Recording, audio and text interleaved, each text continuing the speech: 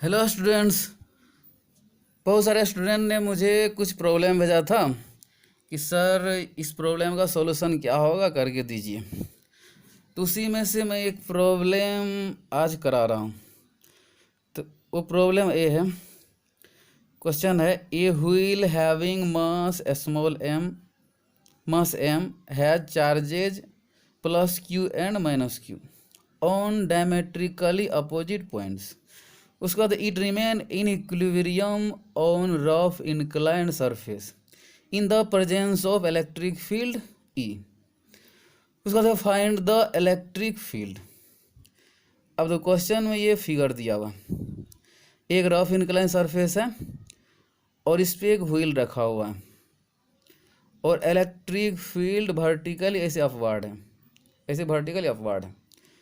तो क्वेश्चन में है कि ये व्हील इस रफ इंक्लाइन सरफेस में रेस्ट में है, तो इलेक्ट्रिक फील्ड का वैल्यू क्या होगा। तो हमको इलेक्ट्रिक फील्ड फाइंड करना है, क्या होगा। हेलो स्टूडेंट्स, देखो अभी मैं को नोटबुक पे ही बना के दे रहा हूँ क्योंकि मेरे पास अभी बोर्ड नहीं है और 3 मई के बाद अगर लॉकडाउन खुलेगा उसके बाद मैं बोर्ड पे बना के यूट्यूब पे डालूँगा। तो अब जो क्वेश्चन था वो क्वेश्चन क्या था कि एक रफ इंक्लाइन सरफेस है, इस पे एक व्हील रखा हुआ है और व्हील पे दो चार्जेज है डायमेट्रिकली अपोजिट।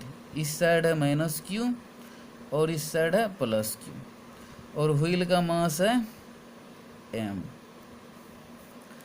इसमें व्हील का मास एम है और इलेक्ट्रिक फील्ड, ये जो रीजन है इसमें इलेक्ट्रिक फील्ड वर्टिकली ऐसे अपवार्ड है, इसमें अपवार्ड इलेक्ट्रिक फील्ड है। तो क्वेश्चन में कह रहा है कि ये व्हील इस सरफेस पे रोल नहीं कर रहा है। रोल जब नहीं कर रहा है तो ये जो इलेक्ट्रिक फील्ड है इसका वैल्यू क्या होगा। अब तो जनरली क्या होता है, अगर किसी रफ इंक्लाइन सरफेस पे कोई व्हील को आप रखोगे तो रोल करके वो नीचे आ जाएगा, डाउनवर्ड आ जाएगा, लेकिन ये व्हील नहीं आ रहा है। इसका मतलब ये स्टेबल है, मतलब रेस्ट में है। अब सबसे पहले क्या करते हैं, इसका एक फ्री बॉडी डायग्राम बना लेते हैं। जैसे हम लोग लॉज ऑफ मोशन में पढ़ते हैं, उसमें क्या होता है, इस व्हील का मास एम है तो एम जी ऐसे वर्टिकली डाउनवर्ड आएगा। फिर उसका कंपोनेंट बना लेंगे, यहाँ पे एंगल थीटा है तो यहाँ थीटा होगा, तो इस साइड होता है एम जी कोस थीटा, इधर होता है m g sine theta. Normal reaction ऐसे आता है इस पर, जो एम जी कोस थीटा का अपोजिट होता है। ये फ्री बॉडी डायग्राम हो गया। तो अब एम जी का दो कंपोनेंट बना लिया यहाँ पे। अब देखो इलेक्ट्रिक फील्ड का डायरेक्शन किधर है, वर्टिकली अपवर्ड, मतलब ऐसे। जैसे हम लोग इलेक्ट्रोस्टैटिक में पढ़ते हैं कि अगर नेगेटिव चार्ज है तो उस पर एक इलेक्ट्रोस्टैटिक फोर्स लगता है और वो फोर्स होता है इलेक्ट्रिक फील्ड के अपोजिट। तो क्यू ही इधर लगेगा, इस पर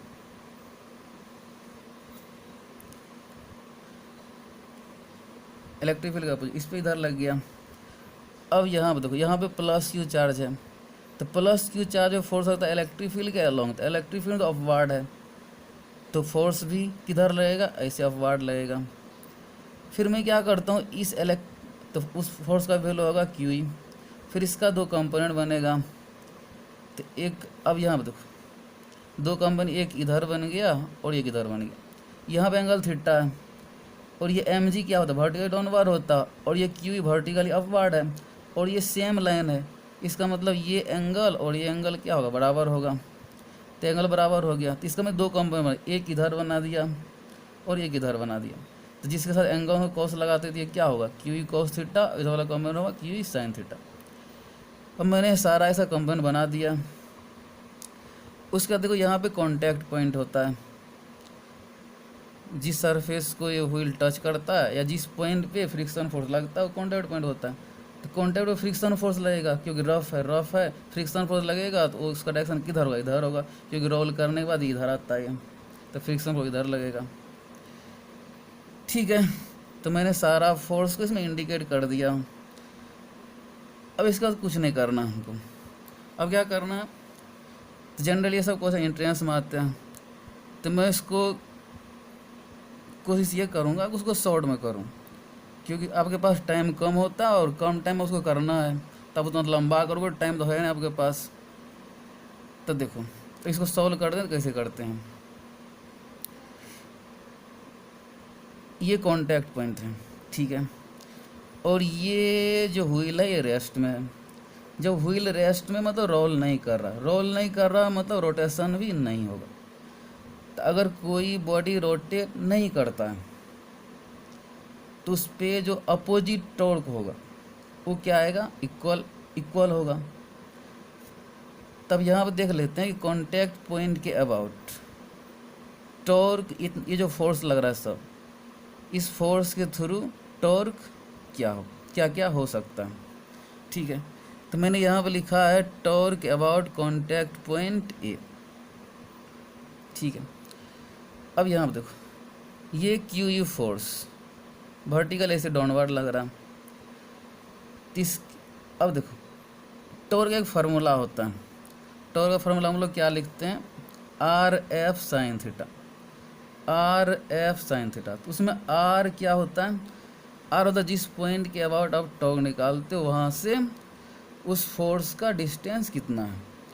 तो अगर मैं इस पॉइंट के अबाउट निकालता हूँ तो ये फोर्स जो क्यू है इस पॉइंट पे लग रहा है, तो इसके लिए तो आर जीरो हो जाएगा, मतलब आर जीरो हो जाएगा। तो आर अगर जीरो हुआ तो टॉर्क भी क्या होगा, जीरो आएगा, तो इसका कोई टॉर्क नहीं बनेगा।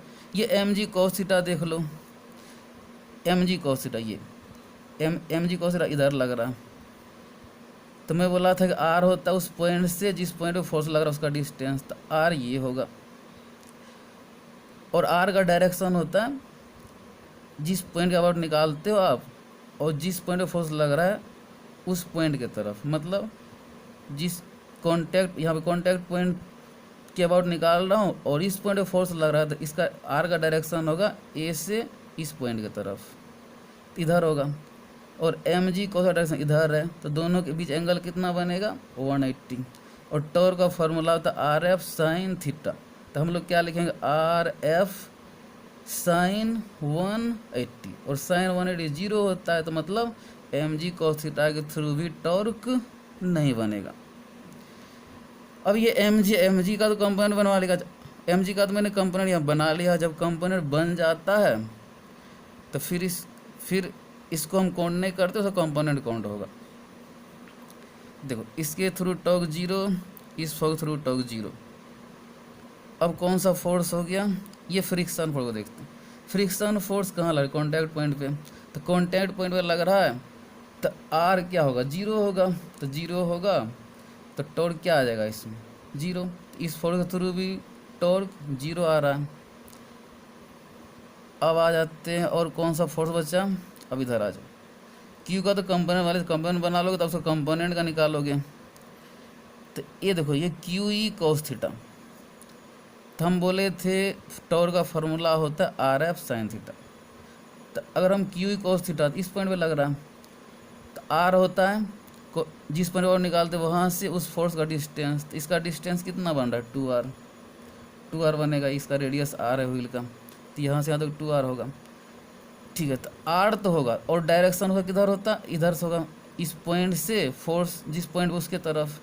तो r और ये वाला फोर्स सेम डायरेक्शन में आ गया, क्यू कॉस थीटा। तो सेम डायरेक्शन होगा, साइन जीरो होगा, क्योंकि टॉर्क होता है आर एफ साइन थीटा। तो साइन जीरो हो गया, तो मतलब साइन जीरो जीरो, मतलब क्यू कॉस थीटा के थ्रू भी टॉर्क नहीं बनेगा।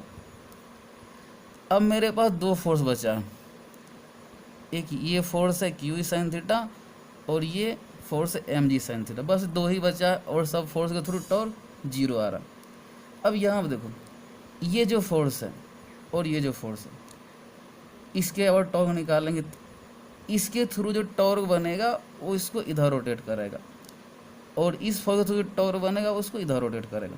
लेकिन ये व्हील रोटेट नहीं हो रहा, इसका मतलब इसका टॉर्क और इसका टॉर्क दोनों क्या होगा, बराबर होगा।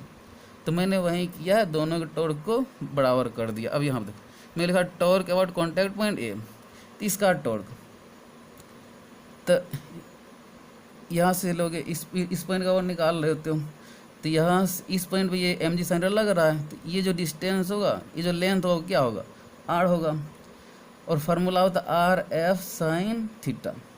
तो एफ जो ये वाला है, तो इस आर और ये एफ के बीच एंगल कितना बन रहा है, 90 डिग्री। तो आर एफ साइन 90, साइन 90 1 होता है, इसलिए इसका टॉर्क क्या होगा, आर एफ।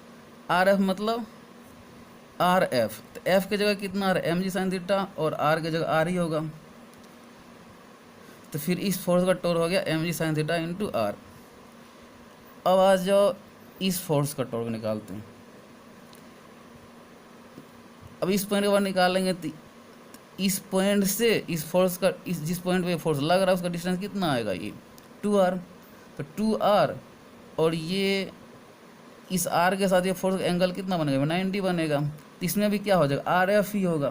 तो r की जगह आप क्या लिखोगे, 2r, और f की जगह क्या आएगा, क्यू साइन थीटा। फिर हो गया, फिर आप इससे ई फाइंड कर सकते हो। यहाँ देखो ये आर कैंसिल हो जाएगा, साइन थीटा कैंसिल हो गया, और ई इक्वल टू आ गया एम जी बाय, यहाँ पर होगा 2q, M G bye 2q। ठीक है, तो इस तरह से हम लोग ई का वैल्यू फाइंड कर लिए, एम जी बाय 2q आया। तो अगर आपको ये वीडियो अच्छा लगा होगा तो आप इसको लाइक और सब्सक्राइब कर दीजिए। Thank you.